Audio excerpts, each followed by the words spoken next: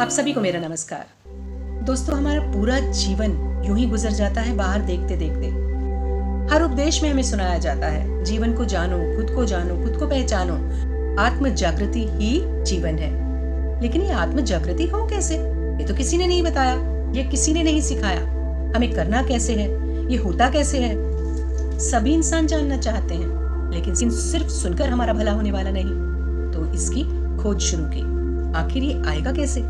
तो एक दिन स्क्रॉल करते हुए मुझे गोयनका जी का एक प्रवचन सामने आया। मैंने उस प्रवचन को देखा, मुझे लगा कि ये कुछ ऐसा है जो अलग से बता रहे हैं। ये किसी ऐसी विद्या के बारे में बता रहे हैं, सिर्फ बता ही नहीं रहे हैं, ये उसे करना भी सिखाते हैं। तो मन प्रसन्नता से खिल उठा।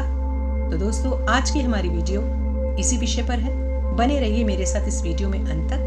दोस्तों, इस वीडियो को आगे बढ़ाने से पहले मेरा आप सभी से अनुरोध है कि अगर आपने मेरे इस चैनल को अभी तक सब्सक्राइब नहीं किया है तो प्लीज इस चैनल को सब्सक्राइब कर लीजिए और बेल आइकन को भी प्रेस कर लीजिए, ताकि मेरे आने वाले सभी वीडियोस की नोटिफिकेशंस आपको मिलती रहें। तो चलिए वीडियो आगे बढ़ाते हैं। दोस्तों, गोयनका जी विपश्यना विद्या को दोबारा से भारत में लाए, प्रचार प्रसार किया, फैलाया और लोगों का भला किया। सच में विपश्यना से लोगों का बहुत भला हुआ है और लगातार हो रहा है। आखिर ये विपश्यना है क्या? ये जानना तो बहुत अहम सवाल है ना, क्योंकि लोगों के मन में ये क्यूरियोसिटी रहती है कि आखिर ये विपश्यना है क्या। तो आज हम इसी विषय पर पहले बात करते हैं। विपश्यना जो आज नई सी लगती है, ये बहुत प्राचीन विद्या है भारत की। इसका अर्थ है चीजों को ठीक वैसे ही देखना जैसे वो अपने वास्तविक स्वरूप में होती हैं। बस देखना। गुरु एस.एन. गोयनका जी द्वारा चलाए जा रहे हर सेंटर में 10 दिन के शिविर के साथ लोगों को विपश्यना ध्यान सिखाया जाता है। इसमें साधक को पूरी तरह से बाहरी दुनिया से काटकर अपने भीतर ध्यान केंद्रित करना सिखाया जाता है, और ये पूरी तरह से शील, समाधि और प्रज्ञा पर आधारित है। आपको एक बात और बताना चाहूंगी। जब भी किसी नए साधक को पता चलता है और वो सोचता है कि उसे विपश्यना करना चाहिए, तो साधक इस बात से घबरा जाते हैं कि हम 10 दिन मौन कैसे रहेंगे। मौन रहना तो हमारे लिए बहुत मुश्किल है। यकीनन मौन रहना बहुत मुश्किल है। उसके पीछे कारण है। विपश्यना ध्यान सीखने का आधारभूत स्तंभ है आर्य मौन रहना। बहुत जरूरी है। अगर आप बाहरी दुनिया से कटेंगे नहीं तो भीतर कैसे जाएंगे? तो आपको बाहरी दुनिया से कटकर ही तो अपने अंदर आत्म जागृति को खोजना है। 10 दिवसीय शिविर का एक केंद्रीय सिद्धांत है आर्य मौन। ये बाहरी रूप में चुप रहने से कहीं ज्यादा है। यह एक गहरा आंतरिक अनुभव है जो मन को शांत और एकाग्र करने में मदद करता है। आर्य मौन का मतलब है शरीर, वाणी और मन से पूरी तरह मौन रहना। इसका पालन करने के लिए कुछ कठोर नियम अपनाने पड़ते हैं, जैसे वाणी का मौन।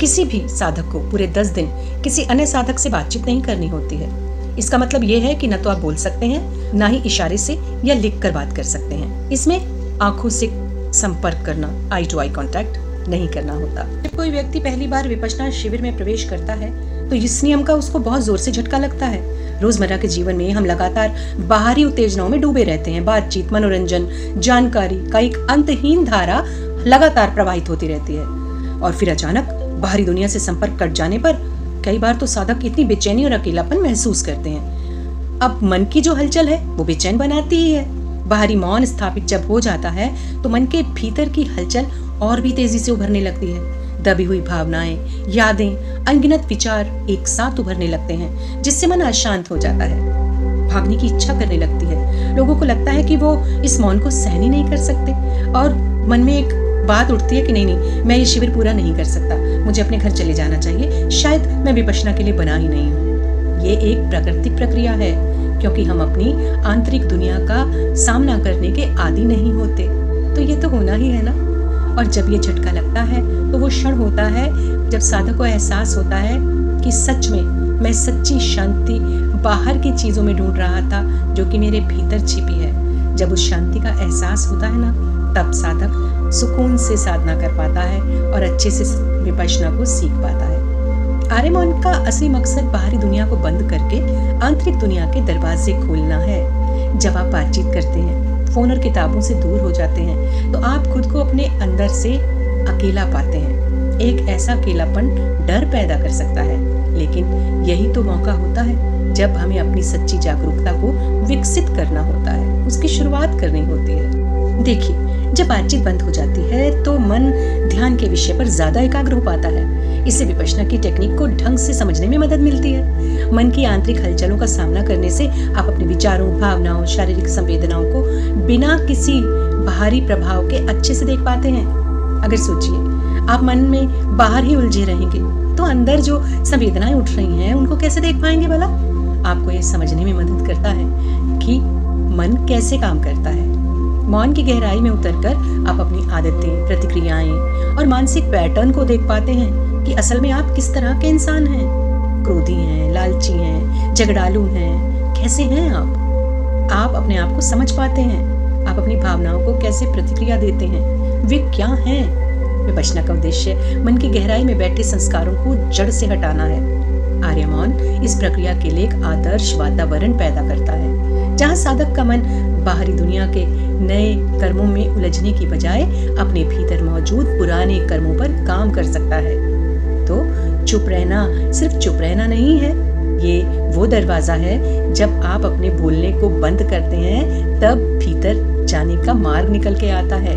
जब अपने भीतर के शोर को शांत कर देंगे तभी तो ईमानदारी से विपश्यना की शांति को महसूस कर पाएंगे।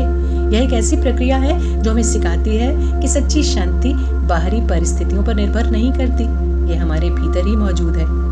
हम चाहें तो अपने घर पर भी अननेसेसरी बोलना बंद करके थोड़ा मौन रहने का प्रयास कर सकते हैं। घर पर ही अगर हम ये प्रयास करेंगे तो जब हम 10 दिन के शिविर में जाएंगे तो आर्य मौन हमको भारी नहीं लगेगा। हमें इस मौन से कोई झटका नहीं लगेगा। हमको सुकून महसूस होगा कि हम बहुत अच्छी जगह आ गए हैं, अब हमारा भला ही होगा, मंगल ही होगा। धन्यवाद दोस्तों। आपको ये वीडियो कैसी लगी मुझे ज़रूर बताइएगा। अच्छी लगी तो प्लीज़ लाइक ज़रूर कर दीजिए और आप और किस तरह की वीडियो मुझसे चाहते हैं इसके लिए मुझे कमेंट करके ज़रूर बताइएगा। धन्यवाद। मेरे इस चैनल को अभी तक सब्सक्राइब नहीं किया है तो जल्दी से सब्सक्राइब कर लीजिए ताकि ऐसे ही यूजफुल वीडियोस आपको मिलती रहें। Thank you.